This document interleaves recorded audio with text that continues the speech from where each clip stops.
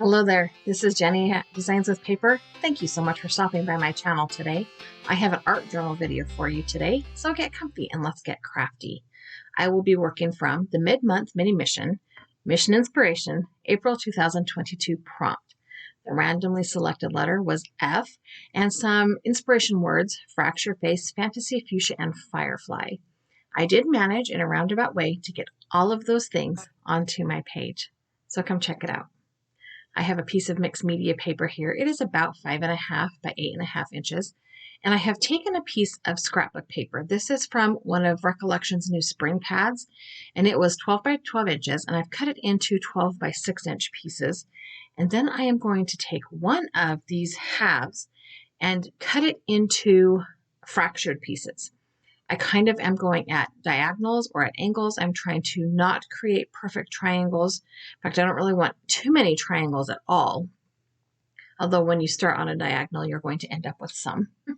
This paper was from a pad that was mostly green tinted, florals, things like that. And it is kind of an off-white with a green undertone, and then it's got kind of a modeling, kind of like concrete on it, but it is more of a green gray than a brown gray, and I love it. It's kind of like my favorite thing. The gray in my house has a green undertone versus a red or a brown undertone, so totally love it. My next plan of attack is to glue all these fractured pieces of paper down, and I'm going to use glue stick today. This is just a regular old school glue stick.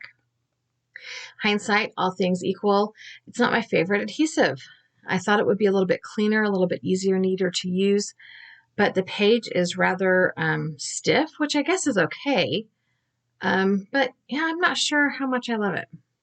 I did initially try to line up the first piece with 2 corners just so that I had some clean edges to work with, and quickly realized that was not going to happen because I intentionally tried to make the pieces not perfect. So I just kind of went with it. I just started gluing the papers on, realizing they were going to have to hang off. And that's when I realized that probably putting the glue on the scrapbook paper was the messier way to get this done. And so I just kind of transitioned to putting the glue right on top of my art journal page. I do have a piece of chipboard I am working on there. It is just a scrap piece that I use for gluing things. There were a couple of times I needed to pull out my scissors and trim a piece of paper that I had left a little bit too big so that it could be used on the page. And I'm just not, like, obviously I'm paying no attention because I've got a little teeny tiny sliver of a space there. And then I go to fit this piece in and cut it down so there's another little tiny sliver. Not really working with a plan in place, obviously, but it did accomplish what I wanted, which was to have kind of a fractured look, because that is one of our inspiration words, right? Fractured. I thought of like gemstones and how they are kind of fractured in light. So I'm just going to go ahead and trim this down now that I have it all, the paper all glued down. It was a little bit of a handful because some of those papers have glue on the back, so they were sticking to my guillotine trimmer, but whatever. Okay, so my next step is to accentuate that fracturing with a bark colored Inktense pencil. So this is a pencil that has an ink style pigment once you activate it with water. And once you have activated all of the pigment, it then becomes a permanent pigment. So if I add more liquid on top of it, it will not smudge or move as long as I have activated all of the pigments. So I am going to go back over it with a water brush just to activate those and to darken and deepen them. And now I for sure have that fractured look. And I love it. It's exactly what I had in my mind. There's a couple straighter lines, or a couple places where the lines are more straight than I would want them to be, but it's okay. I like that I got that fractured look. It's exactly what I was planning in my head. So now for my focal images, I have offline stamped and colored and printed a couple of things. This is a fuchsia plant. I don't know if the color fuchsia got its name because of this plant or if this plant got its name because its flowers are fuchsia colored. But instead of opting for having a pink page, As soon as I saw the word fuchsia, I remembered, hey, wait a minute, my mom had those planted in her garden one time. So I looked up the plant fuchsia, and I found one in a pot that I could print off. This is like from a Home Depot's website, or Lowe's website. It's like a pot that's literally for sale. But I just printed that off on my inkjet printer on some copy paper. So here is my fuchsia. It is both pink fuchsia and it is a fuchsia. And I am just using this used up gift card to kind of flatten that down. It's a trick I saw on somebody else's channel that I quite like. I wish I could remember what channel I saw it on to give them credit for that, for showing it to me anyway. But now I need to kind of pull that fuchsia plant off of the background.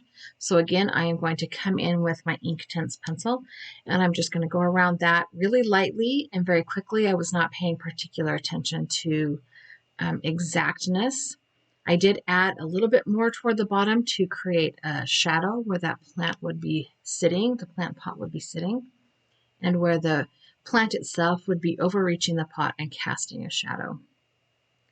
I cut around this pretty close. There were a couple of places that I couldn't really cut in between the flowers without cutting the flowers off. So I did add a little bit of pigment to those white spaces to kind of make them not bright white, and so they don't show up anymore. And that's kind of perfect because the background is, like I said, that kind of greenish gray off-white background. So also before I started recording, there's the words I'm looking for. I stamped and colored this fairy. So fairy starts with F, but fairy is also fantasy. This is a Simon Says Stamp brand fairy, I think. And also in that same stamp set is a little jar. And I stamped what I thought was a firefly in it. Turns out it's a butterfly, but we're going to pretend, for the sake of this art journal, that it is a firefly. Because who goes around putting butterflies in jars, right? That's a total firefly thing. You put the firefly in the jar and it works, it lights up. Although, did you know that in the United States, there are some fireflies that will not light up in jars and some that do?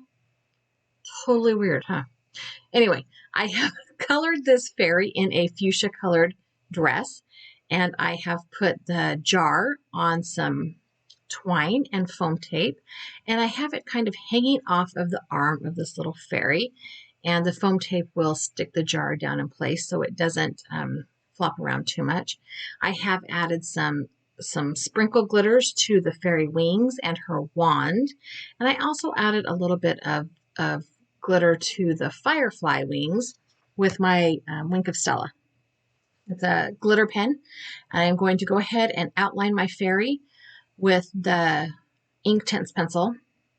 The stamp set that this fairy comes from has a matching die set, and I did use the die. It does kind of give a little bit of an edge. So one good thing about outlining with this Inktense pencil is I can pull that pigment in onto that white outline and kind of disguise it a little bit, make it look more like shadow than outline, which I kind of liked. I don't know how in the world I thought that was a firefly instead of a butterfly, but whatever. We're just going with it. Probably eventually I'll find a little firefly sticker and cover it up. But so for now I have fractured. I totally have a face on my fairy. Fairy is fantasy. Fuchsia is the color and the plant. And I have a firefly because, creative license. I have a firefly. I am going to go ahead and punch the holes in the top side of my page. And then I will add the second half of that pattern paper to the back of my art journal page. Now this page is not particularly messy, but since I started doing that from the beginning this year with my mid-month missions, I'm just going to continue to do that. It is what it is. I have pulled out my glue stick again, and I'm just adding glue to the back of the scrapbook paper. I have yet to figure out the best way to do this, whether it's glue stick or gel medium or liquid medium. Do you put the medium on the art journal page and then line up the pattern paper? Do you put the adhesive on the pattern paper and then line up the art journal page? I have yet to figure out the best way to do it. I think every time I do it differently. I don't know. It doesn't really matter because I still have to go through and trim it off, but am I doing it the easy way or am I making it hard on myself? That's what I don't understand. That's one of the things I don't understand. There's lots of things I don't understand. Okay, I'm just using my Amazon used up gift card thingy to smooth out the back of that, and I will use my Tim Holtz nonstick scissors to go ahead and trim that paper down. And I did go ahead and wipe them with a baby wipe when I was done, just to make sure there were not any clumps of glue on them. I know they are nonstick, but if I close them with a wad of glue stick in it, they might glue shut anyway. So, okay, need to put the second set of holes back in so I can add this to my art journal binder. And the page that I planned is complete, but I feel like there's like something missing in that top corner. So while I am gluing my prompt card to the back of my art journal page, I was kind of trying to figure out what I wanted to put on there. Do I want to find a quote? Do I want to find some words? Do I want to print this card again and put those words on the front, which I almost did. I had my computer ready to print that. And then I decided to just put an F on this page. And I think that kind of triggered something because I in my brain, I'm thinking I should do that for all of my mid-month missions since they are letter themed this year. And I found in my stash some huge chipboard letters, and I had an F left. I don't know what I bought these letters for. Literally do not know. It's probably not got the whole alphabet left in it, but maybe it does. So I just pulled out some fuchsia acrylic paint. This is kind of a iridescent fuchsia paint. It's one that I purchased on Amazon many, many, many moons ago. And because fuchsia is not my favorite color, I have a ton of it left. It's like almost a completely full jar. And I am going to go ahead and paint the top side of this F and the outside edges. I'm not going to worry about the back because I'm gluing that down and you won't see it. Easy peasy lemon squeezy. All right, so now that I have got that painted, while it is drying, which won't take very long because it's a really thin coat, I can go ahead and clean up. And then I can add some glue to the back of my letter F and adhere it to my page. I will be using my Tombow Mono glue. I did not think that the glue stick would hold it in place very well. So I just pulled out my Tombow glue and I'm gluing that down right here in the top left corner of the page. I'm not sure why I felt like I needed to use that paintbrush to hold it down because theoretically it's dry, but I did. Maybe I was worried about leaving a fingerprint because it would be tacky still. Here are a couple of up-close pictures of my fractured fairy firefly fantasy fuchsia page. Thank you so much for stopping by my channel. I hope you enjoyed my video. Do me a favor, give me a comment, give me a thumbs up, and have a really great day.